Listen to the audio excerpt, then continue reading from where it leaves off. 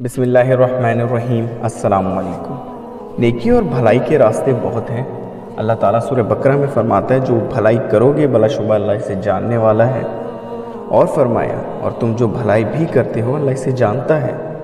سورۃ زلزال میں اللہ تعالیٰ نے فرمایا جو شخص ایک ذرے کے برابر بھی بھلائی کرے گا وہ اسے قیامت والے دن دیکھ لے گا۔ مسلم کی ایک حدیث ہے، حضرت ابو ذر رضی اللہ تعالیٰ عنہ سے روایت ہے، رسول صلی اللہ علیہ وسلم نے فرمایا تم میں سے ہر ایک ہر جوڑ پر صبح کو ایک صدقہ ضروری ہے، بس ہر تسبیح سبحان اللہ کہنا صدقہ ہے، ہر تحمید الحمدللہ کہنا صدقہ ہے، ہر تحلیل لا الہ الا اللہ کہنا صدقہ ہے، اور ہر تکبیر اللہ اکبر کہنا صدقہ ہے۔ نیکی کا حکم دینا صدقہ ہے اور برائی سے روکنا صدقہ ہے، اور ان سب کاموں سے وہ 2 رکعتیں کافی ہو جاتی ہیں جو انسان چاشت کے وقت پڑھے گا۔ مسلم کی ایک اور حدیث ہے، ابو ذر رضی اللہ تعالیٰ عنہ سے روایت ہے،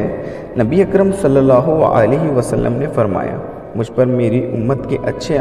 اور برے عمل پیش کیے گئے، چنانچہ میں نے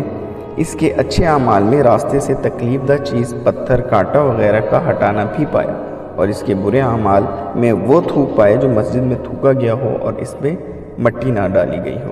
اسی طرح مسلم کی ایک اور حدیث ہے، حضرت ابو ذر رضی اللہ تعالیٰ عنہ سے روایت ہے، وہ بیان کرتے ہیں کہ رسول صلی اللہ علیہ وسلم نے مجھ سے فرمایا نیکی کے کسی بھی کام کو حقیر مت سمجھنا، اگرچہ اپنے مسلمان بھائی کو مسکراتے ہوئے بھی دیکھا ہو تو یہ بھی ایک نیکی ہے۔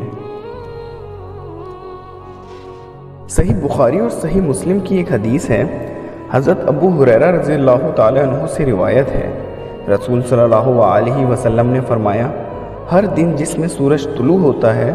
لوگوں کے ہر جوڑ کی طرف سے ایک صدقہ کرنا واجب ہے، اور صدقہ صرف مال کا خرچ کرنا نہیں بلکہ 2 آدمیوں کے درمیان انصاف کرنا بھی صدقہ ہے، کسی آدمی کو اس کی سواری پر بٹھانا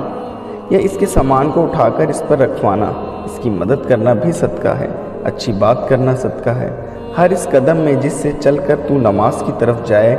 یہ صدقہ ہے، راستے سے تکلیف دہ چیز ہٹانا بھی صدقہ ہے۔ اللہ تعالیٰ ہمیں اسے سننے اور اس پر عمل کرنے کی توفیق نصیب فرمائے۔